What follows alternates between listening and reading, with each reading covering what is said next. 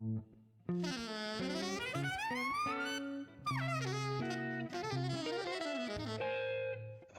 Jazz.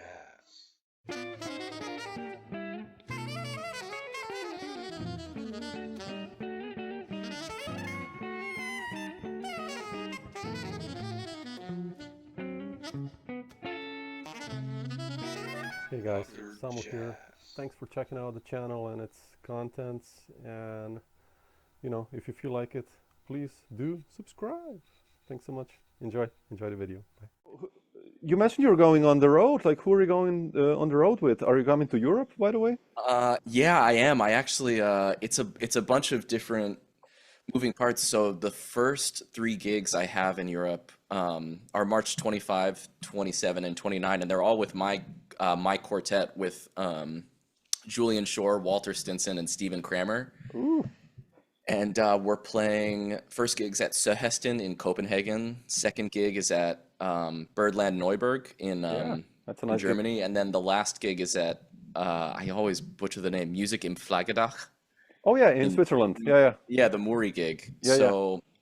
So just three gigs with my band, but they're all great gigs. And then after that, I have a couple days off where we're gonna go hang in Florence with some family Julian has, and then I'm gonna go back to Zurich and join up with this great Swiss drummer, Samir Berenger, Hmm. and then I'll have like I think 5 gigs with him and this killing band. It's me, him, Caleb Curtis, it's a great alto player, Sure.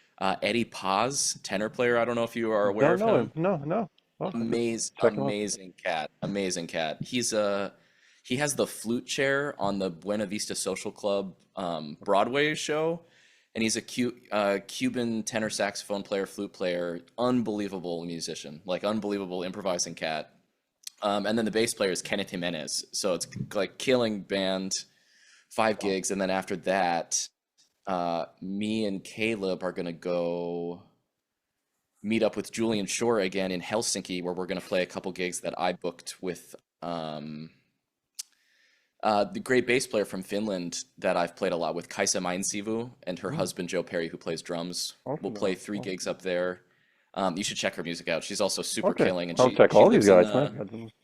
she's living in Finland now, full time. Her and Joe had a kid and moved to Helsinki.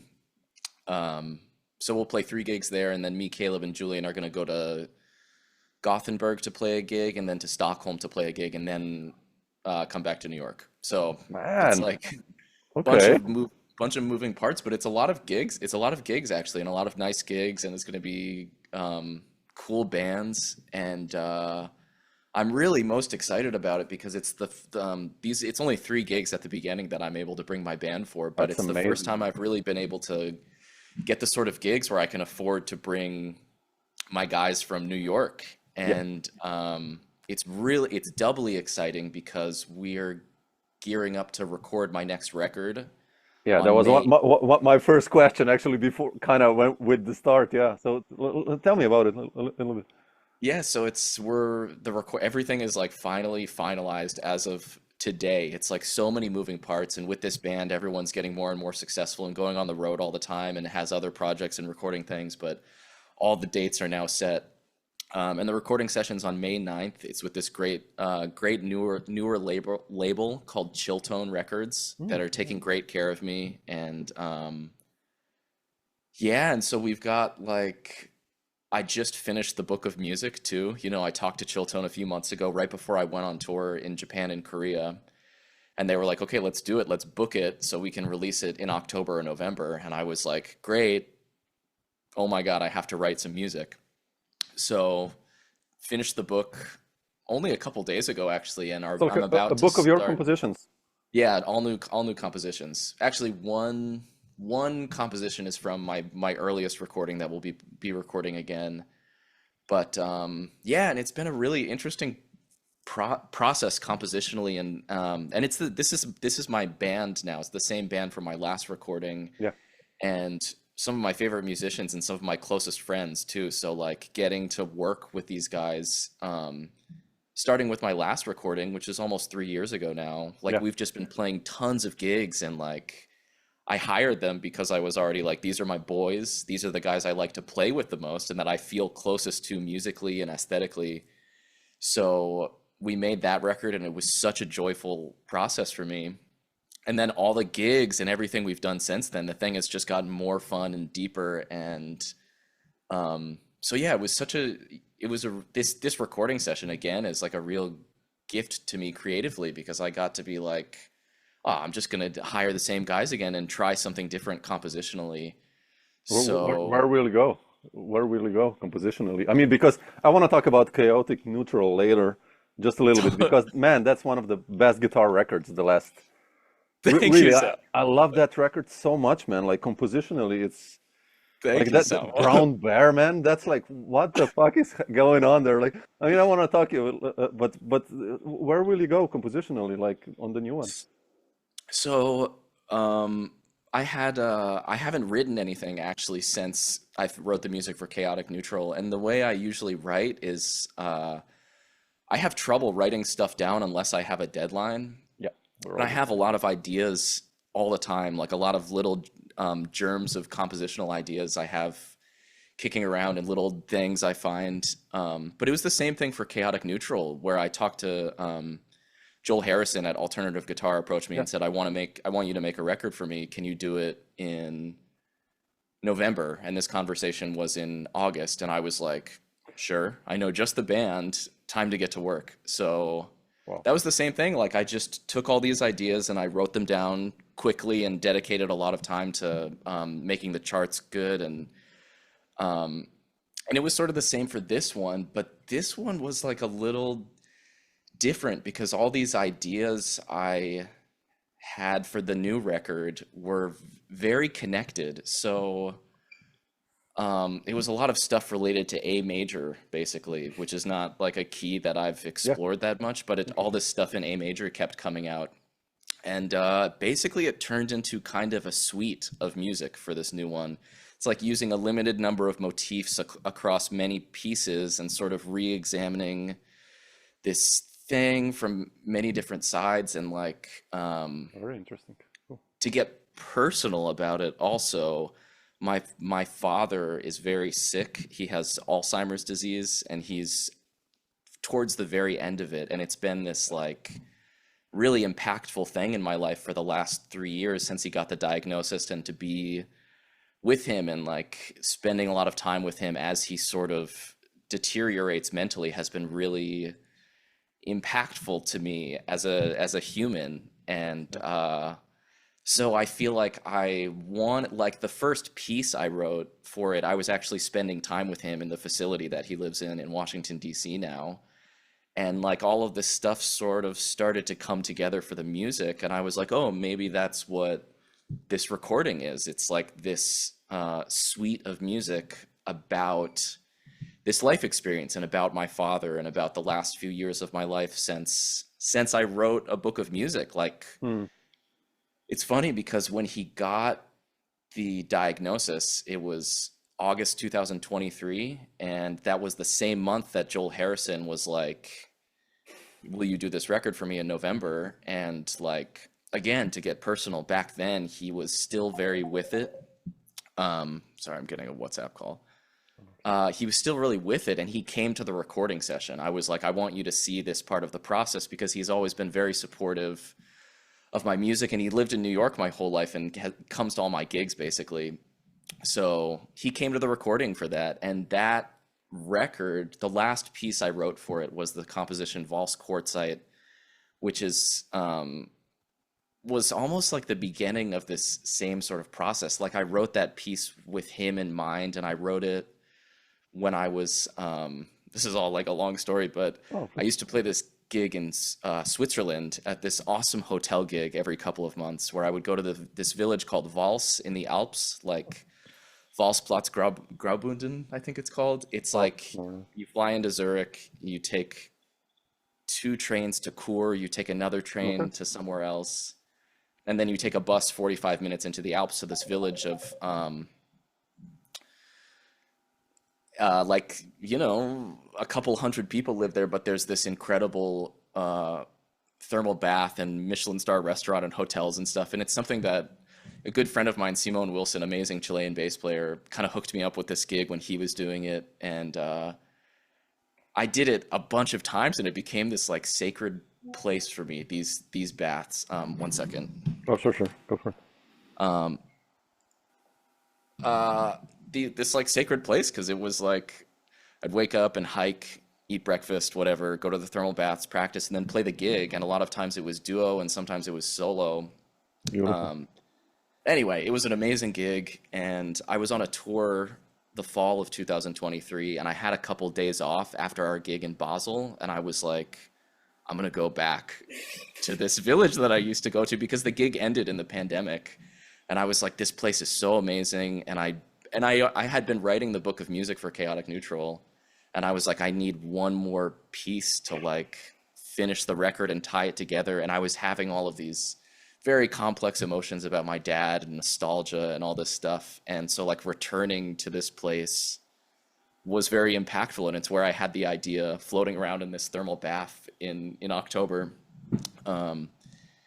Anyway, so that's basically the news with the record. And I finished the book, and Fantastic, man. while I was waiting for you just now, I was writing the final email of all the dates now that they're cemented to the band, because it's just like everyone's touring, everyone's working, and it's just this like epically long text thread of like a million dates and a million gigs and like passports and train tickets and whatever. Man you leading, know. man. That's It's brutal, man. I it's mean, brutal, yeah. I feel like I've been so fortunate to get hired by people to go on tour a bunch of times, and To learn all this, yeah. it's like, you know, now it's just 3 gigs too. It's only 3 gigs, but a travel day in between. But it's like, oh my God, it's so much work on top of the Yeah. conceptualizing and composing the music and getting the cats together to rehearse. And but I'm really, really excited about it, man. Really excited about this new book of music, and really excited to come to Europe, and so stoked to be playing it with my dudes again. Like we Yeah, had that's the amazing. Yep. first reading of the music last week. Just like I had just sent it to everybody. Everybody had just got back to town from the stuff they were doing, and we just kind of like, you know, burned through it. And I was like, oh my God, it sounds so killing. I can't wait. I can't wait to keep playing it and then record it. Beautiful. So yeah, man, really stoked on it. Yeah. Wow, man, I'm so excited. Me too. I mean, I wanted to start this talk, like I said, with when a new album is coming up, because you know I love chaotic neutral so much, man. It's like Thank you, I'm bro. really Yeah. looking forward to the new one, man. And but can we talk about this album? Like it's already 2 years old, right? Yeah. And Whoa. I just wanted to Yeah. ask you compositionally, what were you thinking, man? I mean, it's just like, you know, it starts with Paris, which kind of has this counterpoint melody going on, and rhythmically, all the tunes are like, you, it, it's not Ben Monder, okay, I'll put it like that, but it's like, Yeah, yeah. it's still like, it's, man, like, what's happening in Brown Bear, and like the lines you're playing, it's amazing lines, the hats, you know, it's like really singable, Thanks, yet so angular, and like, man. what was your Thanks, Samo. process there, like, and especially this other question, how do you cope to improvise over that stuff and stuff like that? How did you practice that? Yeah, I mean, I think that's like that's the best, that's the question, I think, like how to, I mean, I feel like in Brooklyn right now, as as a community of musicians, we have this great gift of all the other musicians around us really pushing things and pushing the envelope all the time. And I feel like I'm constantly stimulated by the compositions and concepts of my friends and peers all the time, and having to grapple with it a lot, you know, like playing some session and someone brings something Yeah. that I'm totally uncomfortable with. Like I've never seen it in my life before, and just trying to deal with it. So like honestly, a lot of the compositions, like the more gnarly ones, evolve out of that kind of way of thinking, is sort of taking something that I'm uncomfortable with and trying to write something that I can relate to. So like you know, Pathos is this complicated groove in Yeah. nine that, uh, you know, I had been practicing nine a lot over the years, and I've written a bunch of tunes in nine. It's become like a joke in my band because there's too many things in nine now, and it's like we get it already. But I wanted to like write. I basically wrote the hook for that tune um, the summer before we recorded it when I was at the beach with Kevin Sun. I don't know if you know Sure, I Kevin. know Kevin. Yeah, I Yeah, love his Kevin's a playing, man. yeah, me too, man. Greetings He's a to great Kevin, by the way. So yeah, great. I think he's in Europe right now, actually, with really, Jochen Rucker's quartet. oh, wow. Um, but you know, Kevin is like a very inspiring cat. I mean, really pushing himself and pushing the envelope of his music all the time, and um, you know, paying homage to the you know the great tradition of American improvisations, but also pushing the envelope for himself all the time, and like staying contemporary and checking out Charlie Parker all the time. And so like, you know, dealing with Kevin's music is always like really freaks me out, and I have to practice so much because it's just like what like how do you do this? And he's nailing all the subdivisions and like so I wrote that when I was at the his family's beach house in New Jersey, and I just like had yeah, I don't know. I was like I want to deal with this kind of thing, and I was interested in this sort of harmonic thing, and the melody for that tune is very influenced by like a Julian Shore composition that we Interesting. recorded on this duo record, and we had played a bunch in Japan. That's sort of like a chorinho. His thing is influenced by like the Brazilian Yeah. composition thing. You know, the sort of like elegant ornamented melody that reflects these harmonic colors, but is very diatonic. And so that's kind of where that came from. And then I was just thinking about how Stephen Kramer would sound on the thing and how like slick he would be. And yeah, so it's all, I feel like it's all stuff like that, like very influenced by what I'm thinking about and the people I'm playing with and the kind of stuff that enters my ear in the moment. What about the And chaotic neutral, the tune itself? Because that's also like yeah, that's man, that's that's a tricky one, odd but that meter kind of thing going on, and like yeah, so that one is like that's the same thing, man. That tune is like it's based on it's got this groove, right? yeah, That's it's an irrational meter groove. I don't know if you're hip to this irrational meter thing, but it's become like a like everybody understands it now. It happens all the time in Brooklyn. Like everyone is using these kinds of an irrational meter is basically a time signature that's based on a non-quartal subdivision. So it's okay, in chaotic neutral, I'm sort of using the triplet as the fundamental, and then using a group of 5 quarter note triplets to create a new meter. So okay. it's like a sort of metric modulation thing that is the skeleton of the form, you know? So the idea is that it's like the way I wrote it when I was still using Finale was like wrote it in 12/8. Yeah.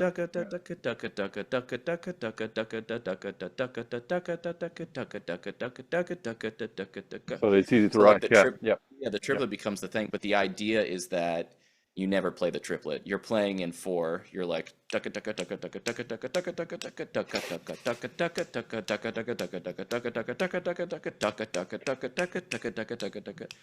so, and I was just like, man, Kramer is gonna destroy this. Like this is like it's going to be so much fun to play all these different subdivisions and really get in there with this band that thinks about this stuff in the same way and can grab onto this kind of stuff.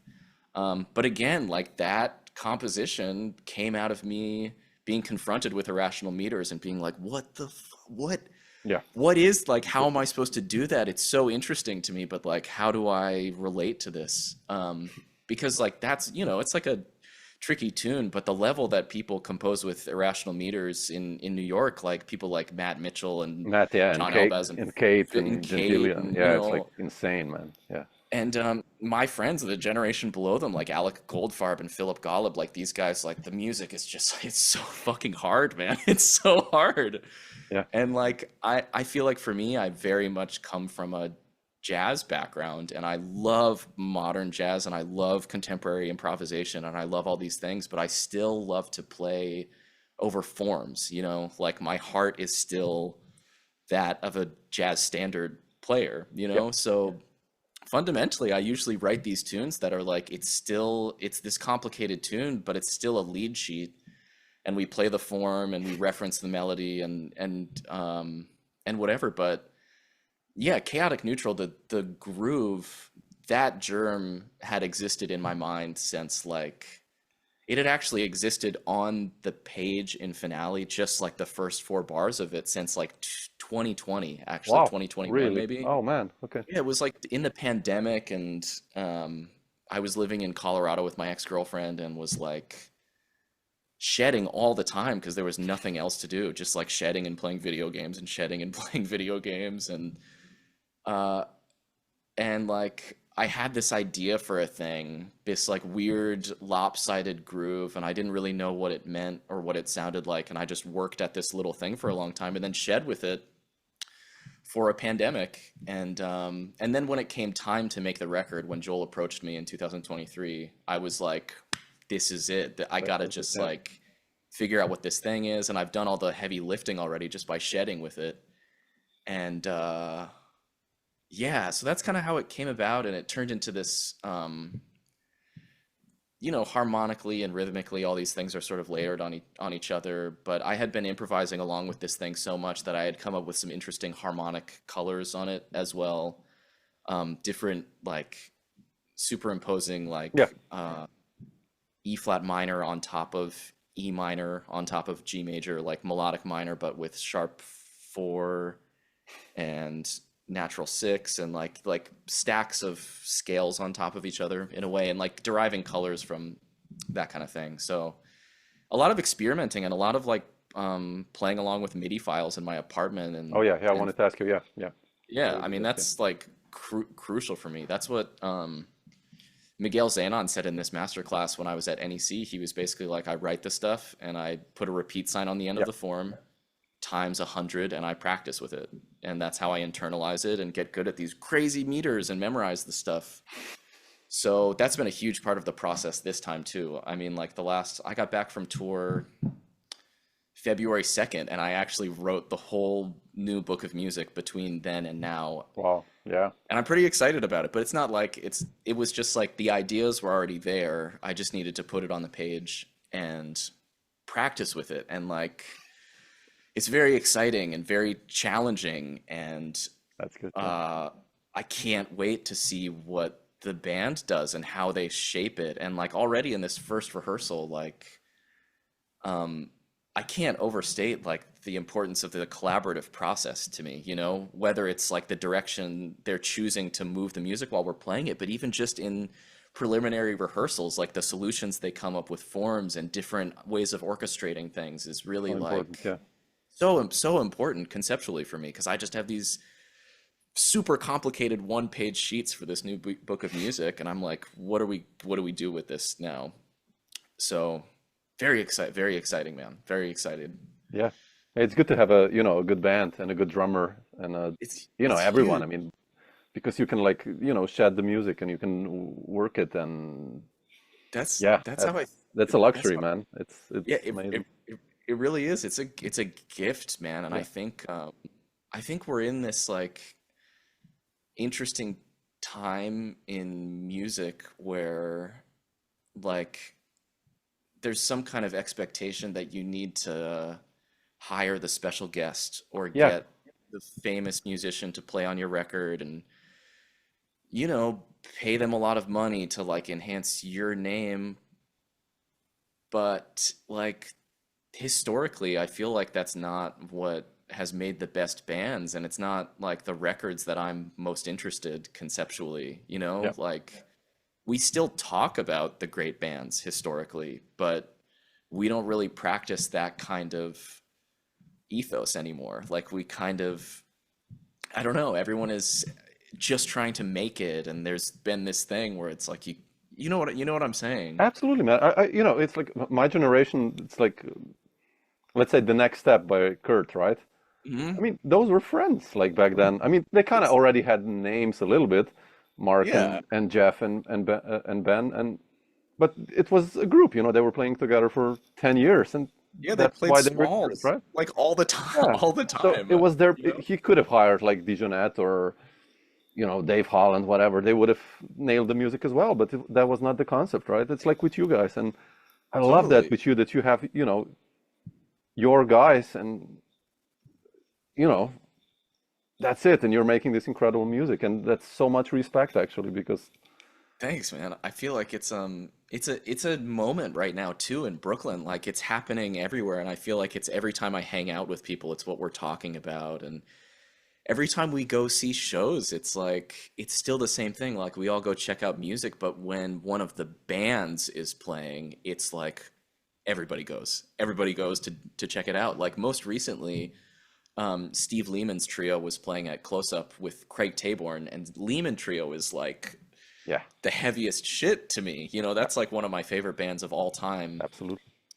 I was out of town for these gigs and I was devastated, dude. I was like, I haven't been this bummed out about missing a show in a really long time. And I was just like, man, it's so rare to catch this quartet with Taborn. And like, that's one of my favorite Steve Lehman records is The People I Love, Yes.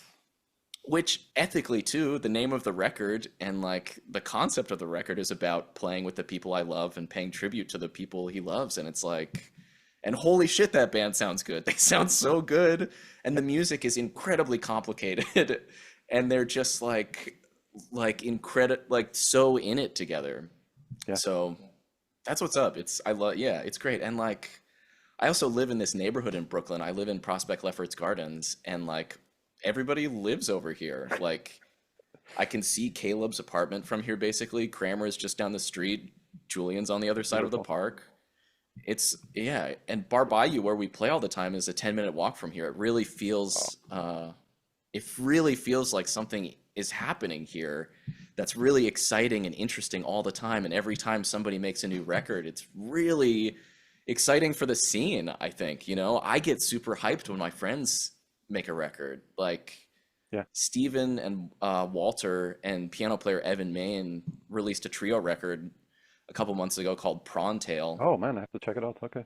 You gotta check it out. It's so killing, man. It's unbelievably innovative piano tree music. It's like I've listened to the record probably 10 times, and it's just like full of mystery and articulation of crazy, complicated forms, and it's so beautiful and elegant at the same time. And it's also jazz. Like it's definitely still jazz. It's Yeah. yeah, man. So good to hear this, because like many times, when I do these interviews with older musicians, everyone is talking about, let's say the generation of Mark Turner and those guys, Mhm. how amazing it was, in the early 90s in New York, like, and it's so good to hear, like, because I think in between it kind of went down a bit in a sense, like this sense of community, but now what I'm hearing that it's post-COVID, maybe it's again like this, your generation, and that's such good news, man. That's fantastic, because that's what New York has always been about. This community, and This thing, yeah, this yeah, like yeah, pushing each other and checking each other out and yeah, like yeah, I mean, yeah. I mean, Kevin has this record label Endectomorph, yeah. and they just had their second annual jazz festival at the Jazz Gallery, and it was 2 nights of 3 bands a night of everybody that's releasing records on this label, and it was insane, man. It was packed, like sold out Jazz Gallery every night, and all these different projects and like groups of musicians, but some of them are overlapping, and Walter's playing two bands, and Angus Mason is playing in 2 bands, and Kramer is playing in 2 bands, and it was like, and all the cats came out, like everyone was there to check it out, and there's no hipper music happening those nights or at large, and it just was like, I don't know, same thing.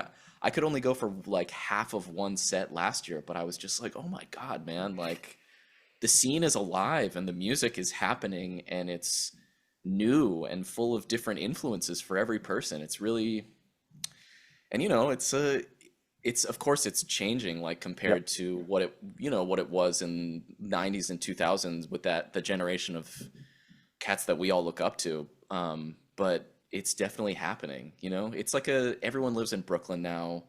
Most of the gigs are in Brooklyn. I mean, Brooklyn, people yeah. play small, at least for this scene, this scene of like original music that's happening.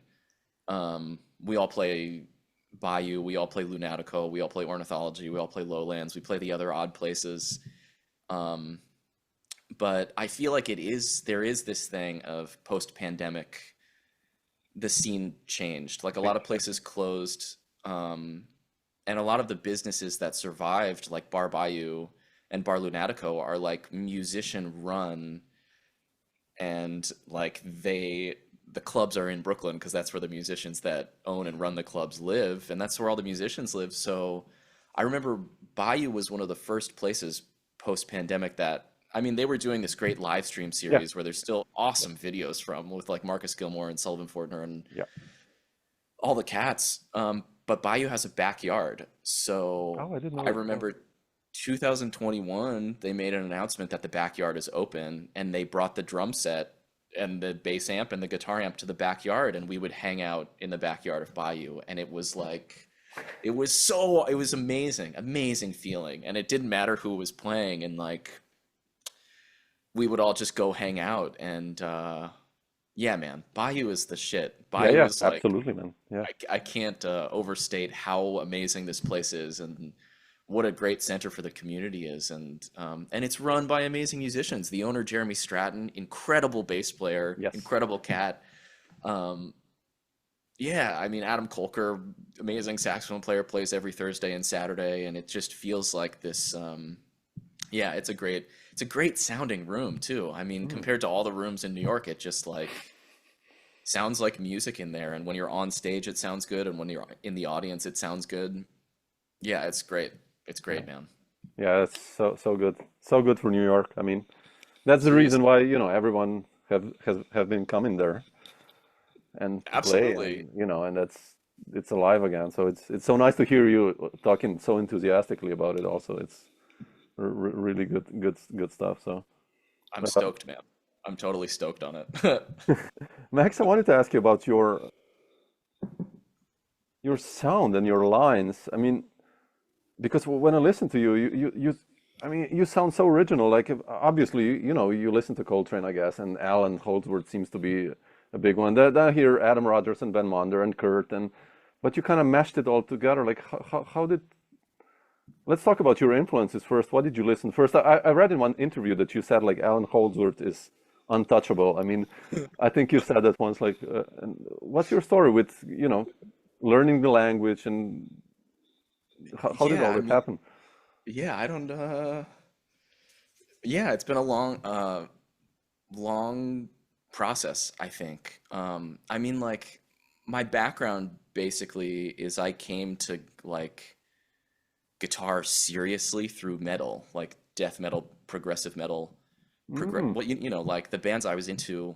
I remember the first time I heard, like, I started with AC/DC and Led Zeppelin, Black Sabbath, bands like that, and then I heard Metallica and heard Pantera and Slayer, Megadeth, bands like that, and was just like getting into more rigorous ways of playing the guitar, and then from there I got into more modern metal bands. Like, I was really into Between the Buried and Me when I was oh, in high sure. school. Yeah.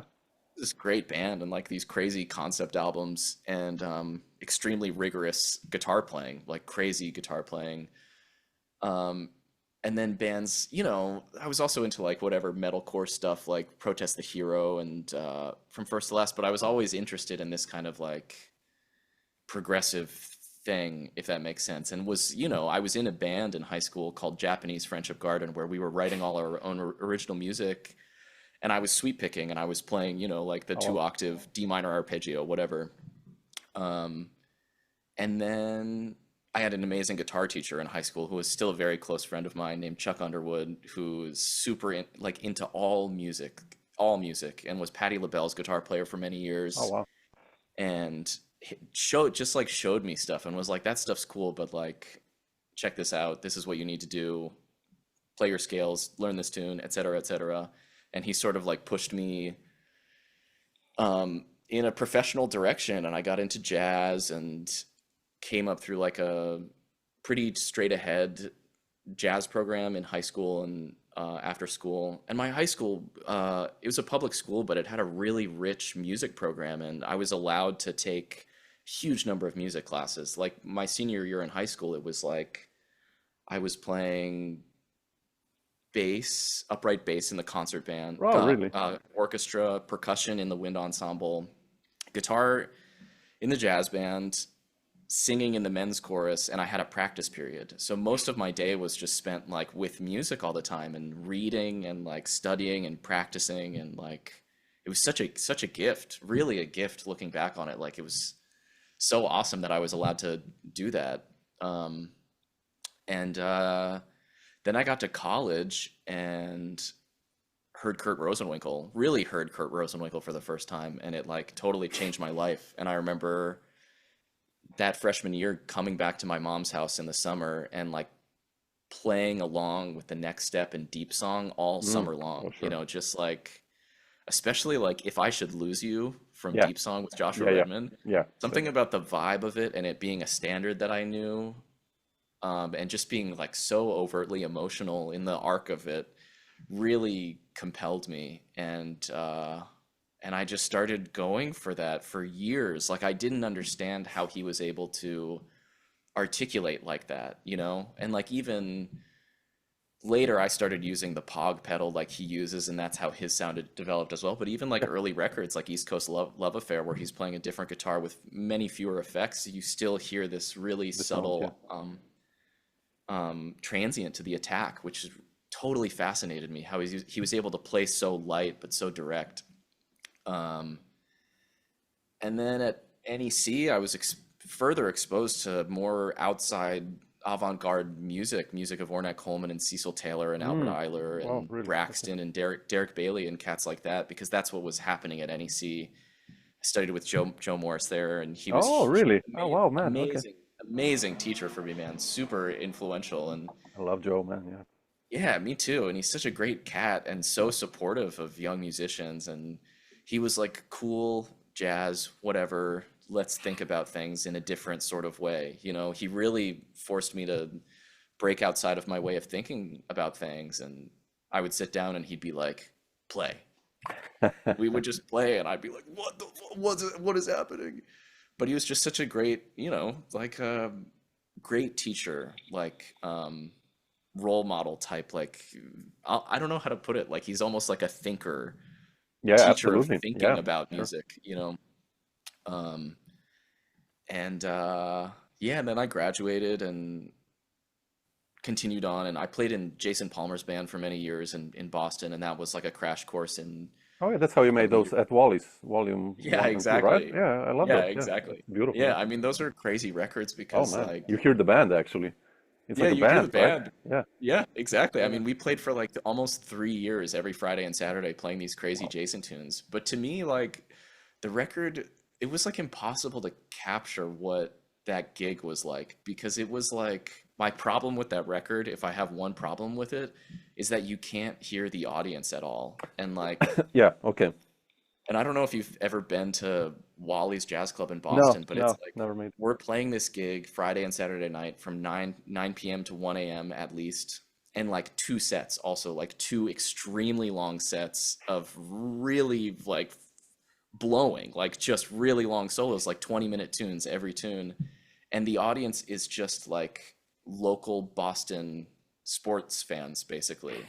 So like there's basketball game on the TV or hockey or whatever. There's no volume, but like the crowd is just like insane. They're all getting wasted and super loud every weekend. And we play super loud, and we're playing burning modern jazz in 11/8, and like Jason's ability to pierce that vibe and like bring the audience into this crazy thing he's doing was like insane. Like those are still some of my favorite gigs I ever played in my life, because like Hmm. when it was really happening, and like you had these dudes with like backwards baseball caps and beers in both hands, just like, yeah, like in your face when you're soloing on some crazy modern jazz thing.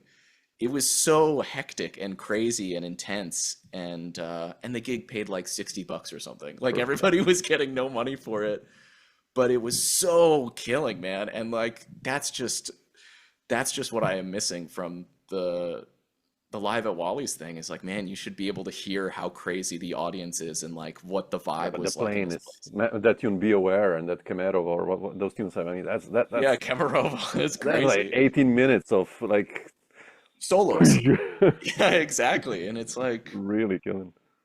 yeah, so but yeah, so after that I moved to New York and I don't know. How Anyway, you asked me about influences and I no, no, started but how talking was the move to New York like? Because you know it's there's like tons of guitarists already there and tons. was I mean, and it's like how was that like for you? I mean, coming here and it was really brutal and I think everybody, honestly, I think everybody has a similar experience when they move to New York, which is like you move here and you burn through your money and then you get a job.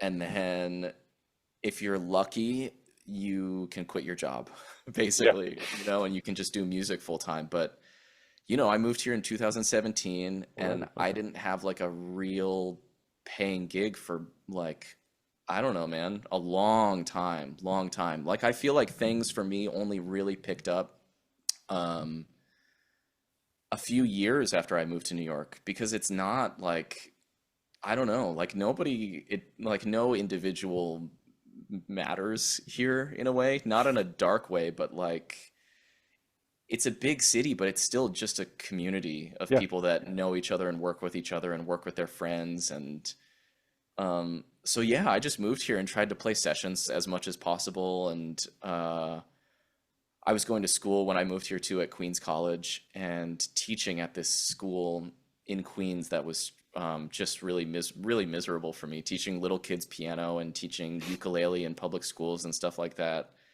and really suffering and not making any money and not having any gigs, but still feeling pretty driven because all my friends were here and yeah. playing sessions was like the real thing. So um, at some point I was like, I'm not like doing anything. I should record this trio music that I wrote a long time ago.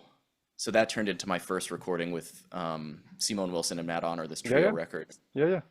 That's such an like now it feels to me like this interesting time capsule where I'm playing a Strat on it into this weird It's slightly different, yeah. That Hairsplume, right? Yeah, yeah, yeah, yeah. exactly. Um, But it's it's there. It's like the nucleus is there, kind of Yeah, totally. And it's still, that's how I encapsulated. feel listening to it now. Because I remember when I recorded it, I was like, man, this shit sucks. This is already so sad. And I was not into it. And just in a very different place in my life, mentally and looking at things very differently.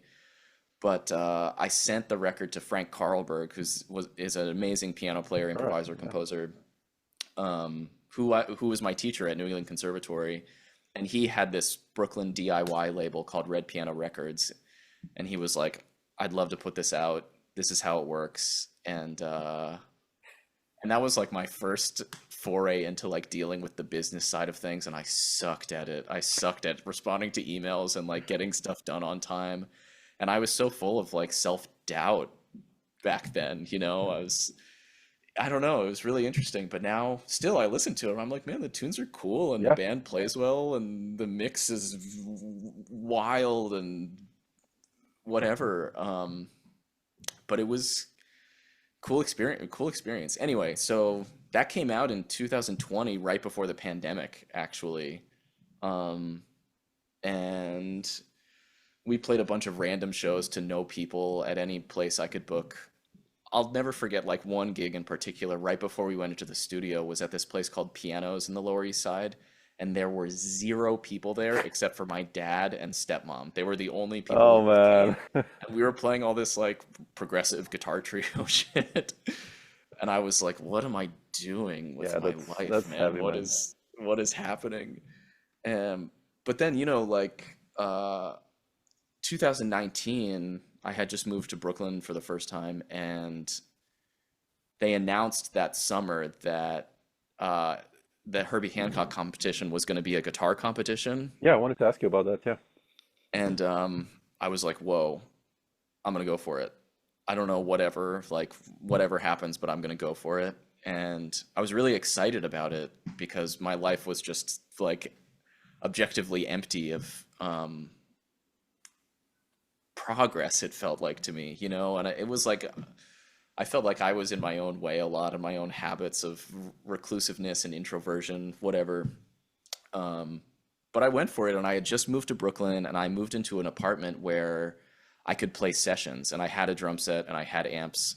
Um, so they announced it, and I moved into this place, and I just called people for sessions like every day of my life, basically, like 1 to 2 sessions a day, playing all the time in Fantastic. my apartment. Yeah. And I was living with a great bass player, Miles Sloniker, and we were playing too, and like I really felt myself progressing, like playing with people all the time, just like playing and playing and playing. And then I made the my audition tape at my friend's studio, the same friend who had recorded the trio album with the same rhythm section from the trio album with Simone Wilson and Matt Honor. Um, Still two very close friends and musicians I play with all the time.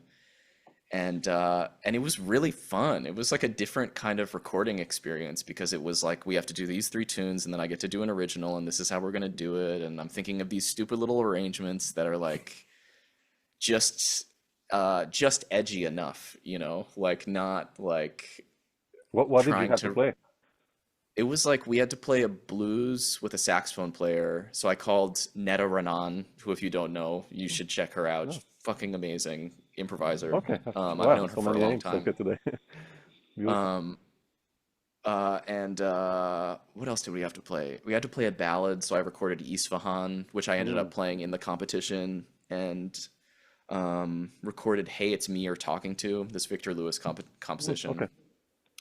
I made it like an arrangement of it in seven, and then an original. I re-recorded. What did I do? Oh man, I don't remember. Maybe I re-recorded "Boy" or something. It's been a long time. It's on my SoundCloud somewhere, but I haven't Mm. looked at it. But it was a great experience, and I improvised some intro to Isfahan, and then I knew so many guitar players auditioning for this thing, and like one by one, a lot of them heard that they hadn't got it, and I hadn't heard anything.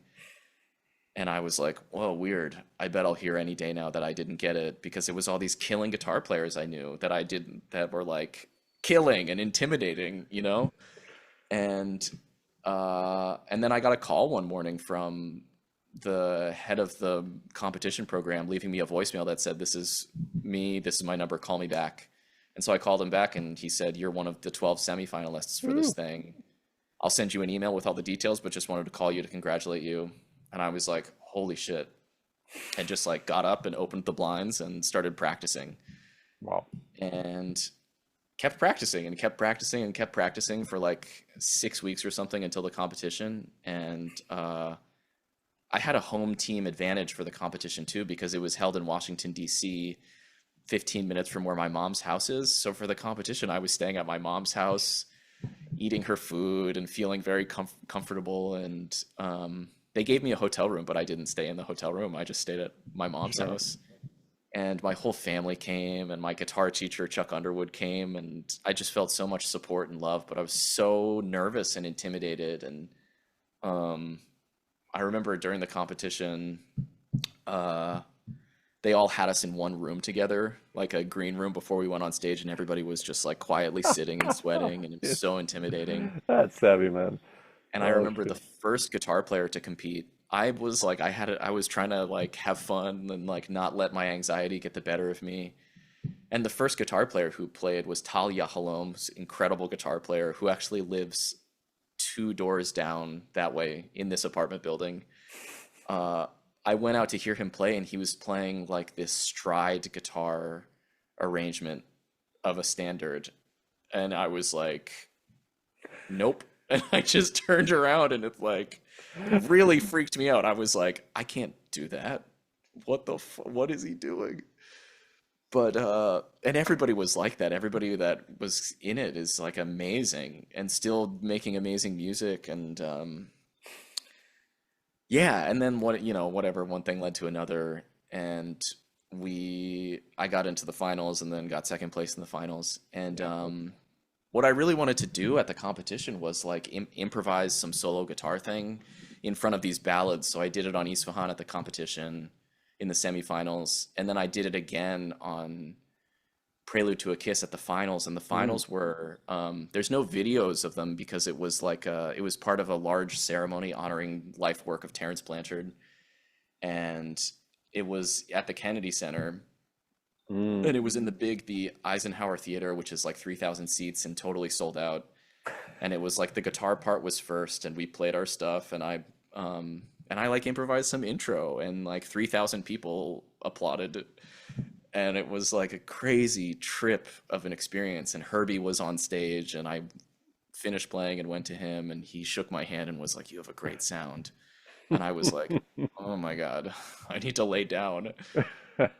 And yeah, it was Wow. just such a trip, man. And then hanging out, having drinks afterwards in the cocktail lounge with like Pat Metheny and Schofield and Herbie and Walter Smith and all the cats that were there was so crazy. Such a trip.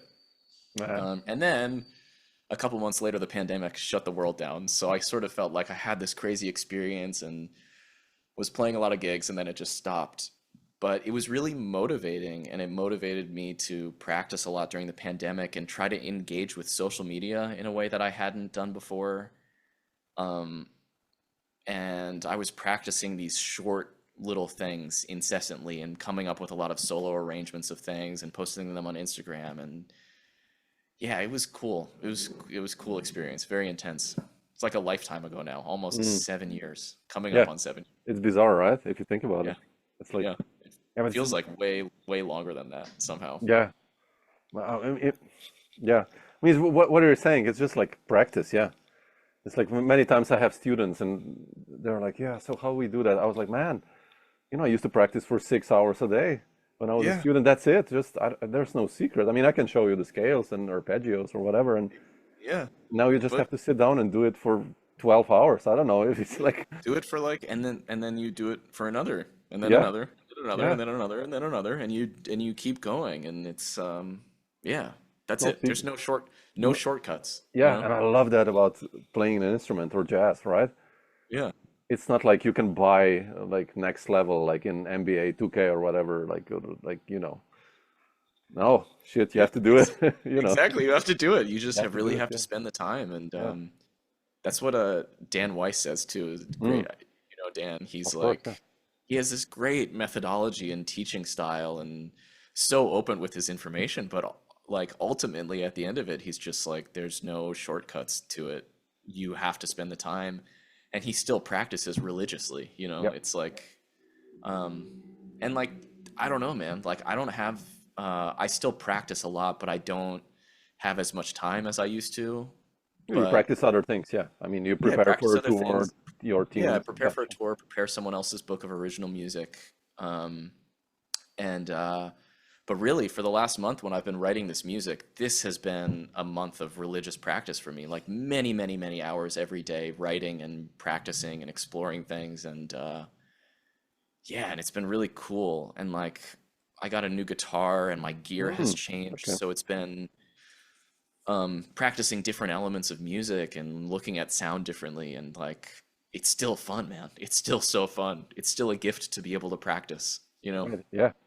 It's like it's amazing. The elders are the same. I saw Schofield last year in Slovenia with Dave Holland, and Schofield So, has been my mentor. When oh I was like man, 19, I lived with his place for 2 months, and we, no kidding. yeah, yeah, yeah, and we played, and I was so motivated. I mean, then I just came home and I just like, yeah, I have to do this shit all the time, Wow. and I saw him with Holland, and they played like a killing gig, right? Yeah, And yeah. like after the show, I was like, man, John, it was amazing, right? He's like, Yeah. no, man, shit, Dave is so much better every evening. I have to practice. I was like, dude, Yeah. and they mean it, these guys, They really like mean it. when he says I have to practice, he has to practice, and it's like, wow. And I then you're I motivated, right? Then you come home like, I should, okay, I should practice, like, absolutely. I had a conversation with Ben Monder the other day. I went to see him at Bar Bayou and we were catching up. And I was like, "What are you working on anything?" Because he released that epic record, the last one, That's Planetarium, insane. 3 That's, hours of 3 hours of music. yeah, And he was like, "Well, I'm working on a new thing and doing the Bad Plus stuff, but mostly I'm just like trying not to suck any more than I already do." Just like, and I was like, "Damn, dude, yeah, time to shed. Time to shed." yeah. It's like If Alan, you right? suck, Holdsworth. yeah, yeah, same thing. He Like was like religious. critical, too critical, actually. I mean, like of everything he did, right? But Yeah, never liked anything, never, But but that's why he was so good then in the end. I mean, yeah, exactly. I mean, yeah, I mean, you asked me about him yeah, yeah, yeah. a few questions ago, but I actually didn't get into him until I was in college. Like, I feel Mm. like I had really only fully discovered his music just a few years before he died, and I never got to see him play. Mm. Um, but like, I had been getting sort of back into metal at that point in my life. I was really into Meshuggah, Oh, like sure. Ah, total Meshuggah freak, like listening to every record me too.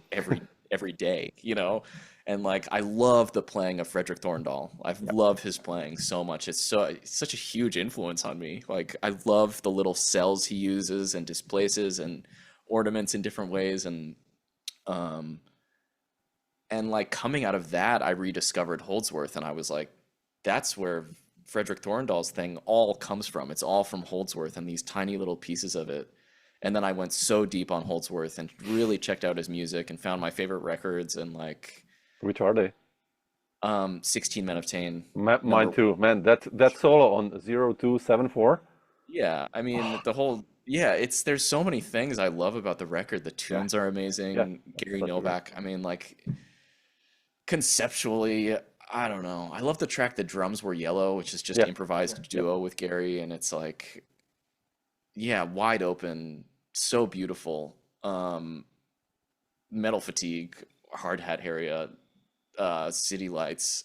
The first one that I actually got into was None Too Soon, the Mm-hmm. standards one, Yeah. which It's is interesting. like it's interesting. It's like it's sort of this weird time capsule sort of to like an 80s studio jazz record and the drum sound is crazy and the keyboard is like a keyboard piano patch and electric bass and but hearing Holdsworth play Isotope and Yeah. How Deep is the Ocean, and I was like, oh shit, like this dude is like leagues above everyone else improvising on the instrument, Like the amount of control of information and harmonic color he Hmm. has is just like, you know what I'm saying? Yeah, He's like absolutely.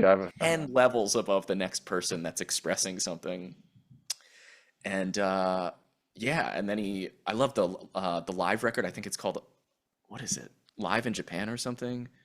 Where he plays a lot of the tunes, but he plays them just with a normal guitar sound. Like he plays Mm. Non-Brute Condiment and Atavachron. Oh yeah, yeah, yeah, He's yeah. just playing It's live in the Japan, I think. Yeah, yeah, yeah, yeah, yeah. with like the But I don't know the carbon, name. Yeah. but it's like for me, it was like at first it was a little hard to relate to the synthier stuff, just because it's like it doesn't really sound like guitar, and but hearing him play Non-Brute Condiment live was just like, oh my God, so burning. And then taking like a 10-minute guitar solo that Yeah. just never stops being inventive and yeah, Holdsworth forever. Holdsworth forever. Still, like he's like Train, man. He He really is. is. Yeah. Like it's so different and there's such a different like connotation to his music technologically because he's always like getting the next thing and it's like when MIDI was invented and he was like trying all this, Yeah. you know what I mean? Yeah. But creatively and as far as like yeah, he's totally like Train. Unbelievable. I still watch his instructional videos sometimes. It's Those on are YouTube. crazy, man. They're When crazy. he has that They're whiteboard and he's like explaining that, I was dude, like, "What are you talking about, man?" but So, like, it's real. It's yeah, crazy. And he's like this is F major and it's 24 frets of F major and it's like really burning. Really burning. yeah. Yeah, Holdsworth rules. For me, Really it's rules. Holdsworth and Monder band changed. Like, I mean, in others, Frizzell and stuff, but like really modern wise. Like when I bought the Monder composition books, I was like, dude, Yeah, man, game over. yeah, that's Game like over as okay, far as like composition on guitar goes. He's like yeah, I feel exactly the same about Ben. I feel really privileged to like know him and see him around the city now and we played a duo at Joel whoa, Harrison's alternative guitar how was summit that like? concert. I was so killing, man. It was so killing. We played Moonlight in Vermont and it was Ooh, just like effortless. It was so much fun to play with him and I took a bunch of lessons with him when I first moved to New York oh, and the door was just open and he was like this is what I think about, do your diatonic voice leading exercises, change one note, do it again, change another note, do it again, change another note, do it again, do that for 8 hours every day. Yeah. Like, so, you know, same thing. He's just like a religious practicer, but same thing, man. Like, excavation was the record for me Yeah. that I found in college, and especially like all the, you know, all the stuff with the band, but especially this piece, Window Pane. Do you know this Yeah, one? of course. Yeah. That one is like, man, it's so elegant and efficient, and it's just this like Villalobos finger pattern The thing, right hand. Yeah. Yeah. right hand thing, you know, but just taken to absolute limit of human ability and composition, and it's so beautiful, and the way he brings different tensions into this piece, it like, and I remember I had a car in Boston when I found it, and like every time I would pick my friends up or go to a gig, I'd be like, check this shit out, turn it all the way up. And like everybody I showed it to was just like, I didn't even know you could do this. He's like, I feel like I always compare him to like Franz Liszt or something, not Mm. stylistically, but like he's the guy, the only guy that's able to play the music that he is composing, Yes. and will Absolutely. forever be the bar that like we all measure to. Anybody trying to play fingerstyle original composition, like, I don't know. Classical, it's like classical guitar. It's contemporary Absolutely. classical guitar, but at the absolute highest virtuosic level. Yeah. Ben Monder, Ben Wonder. forever. Yeah. Man, he's like, I still feel he's so underrated. You know, Yeah, he's like a still. musicians, like all of us know him. Yet Yeah, he's, you know, this guy should be touring Europe all the time in my eyes. And I know.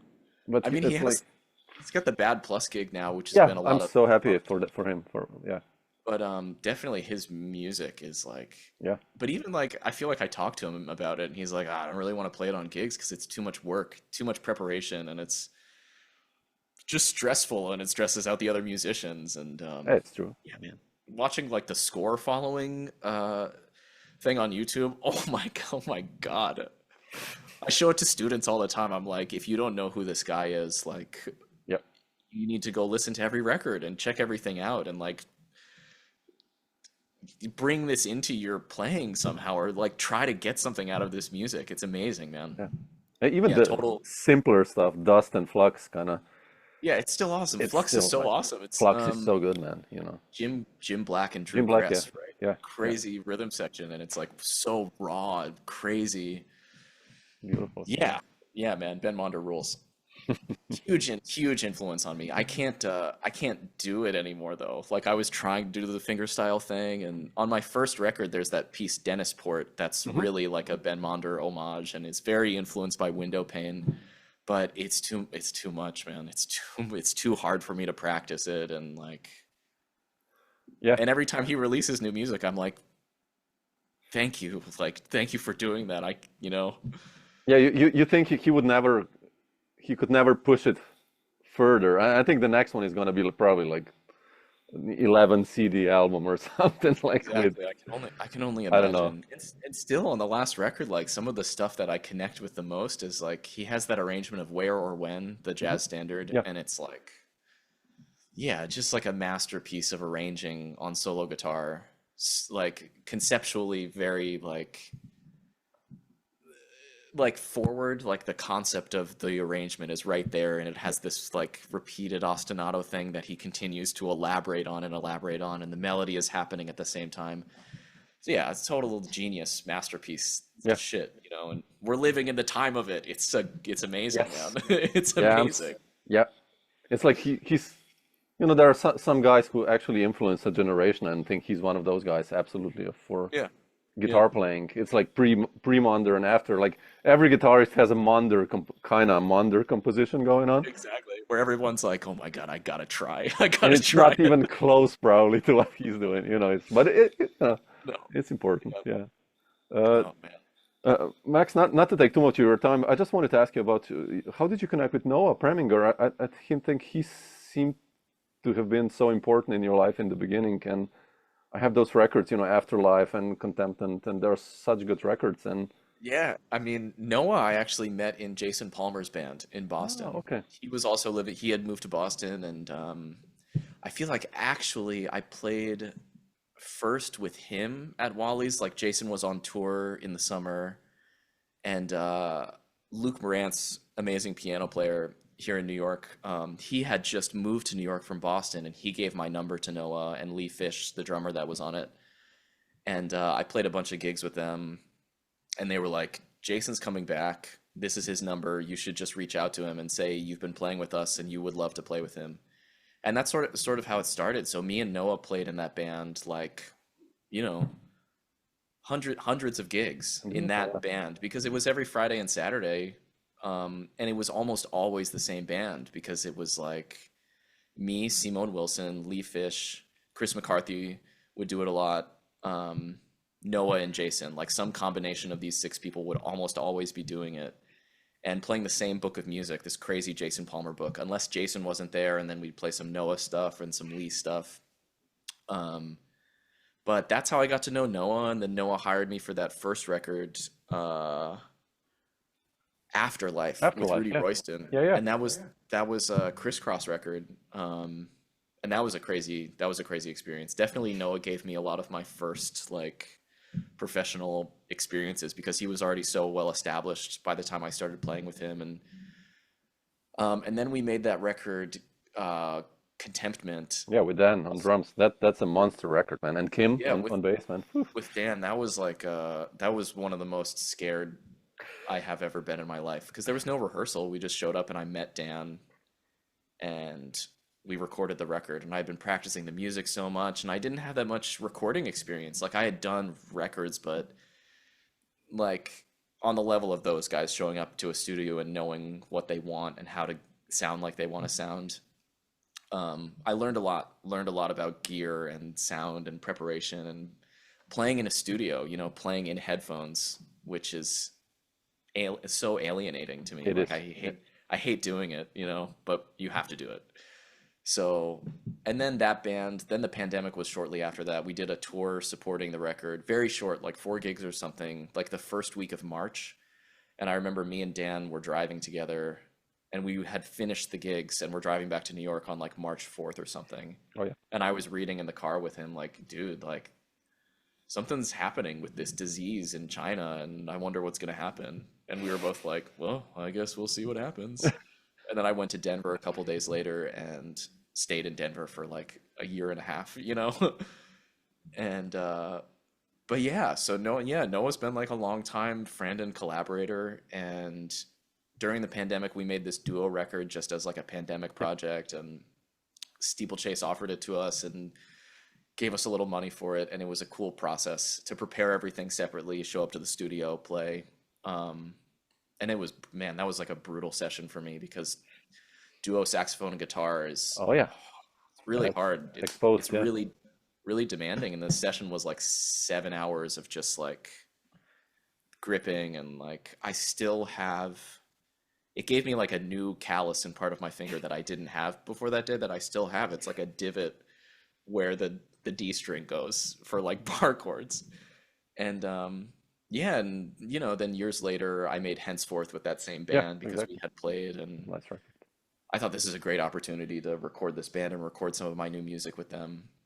And yeah, another like great learning recording experience. And then most recently, me and Noah just went to Japan to do a duo tour for this album that's coming out right now. The first single is already out. Yeah, I saw that on Spotify. Yeah.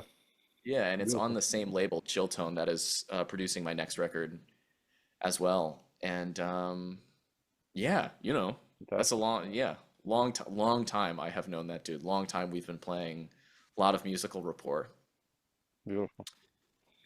Yeah. Man, I think I'll leave you a nice afternoon now. So, Yeah, man. so Samo, great to meet you, man. Thanks for having me. Thanks for yeah, having me on. man, thanks for finding the time that we did it. I mean, you know, so beautiful to meet you. And It's funny because I feel like your name came up recently with Kevin's son. We were having like a party, and he had put on your Mark Turner interview, I oh yeah, think. yeah. And I was like, oh shit, that's it. This is Samo. This is the guy. Dr. Yeah. Jazz. I'm doing one of these. And Kevin was like, sick, dude. This is Yeah, a great series you have, man. Great questions. A real honor to be a part man, of it, honestly. same here, man. Yeah, I love doing this. it started during COVID, and you know, my wife is like, you know, it's like, does this list ever end? I was like, no, it's getting longer. Like, you know, it's Longer just and like longer and the longer, of people I want to course. talk to, and it's Yeah. and I love talking to every guys, you know, like Noah and Jason and all these guys. I think everyone deserves, like all of you guys are so creative and would deserve even more recognition. You know what I mean? Like everyone wants Thank to you. talk to Pat Metheny, and I'm like, I don't want to talk to Pat actually. I'd be scared, man. He's done Yeah, like right. 160 albums. Where to start with? You know, I can talk about one album for 2 hours with him, I guess. You Yeah, know, it's like exactly. so Yeah. and it's so important to create an archive as well with musicians, and I don't know, it's a good thing being a musician and supporting the music, and Yeah, man. so I appreciate it, man. important thing. It's a great thing that you are doing. It is really cool. Thanks, thanks to you And too. hope And to see you in Slovenia next time, yeah, man. man, if you're around, really, drop me a line. You know, you can easily stay here a couple of days with your girlfriend, and we can. Totally, man. And yeah, Totally. really, and but many times musicians come here, and then you know we go to some nice restaurants and wineries and stuff and play or whatever. So Very just let appealing. me know. Very appealing, man. Yeah, really. Cool. All Max, right, stay man. strong. Talk to you. Yeah, talk to you soon, man. Thank Yes, you for having me, Samo. you too. Ciao. Have a good night. Ciao. Bye.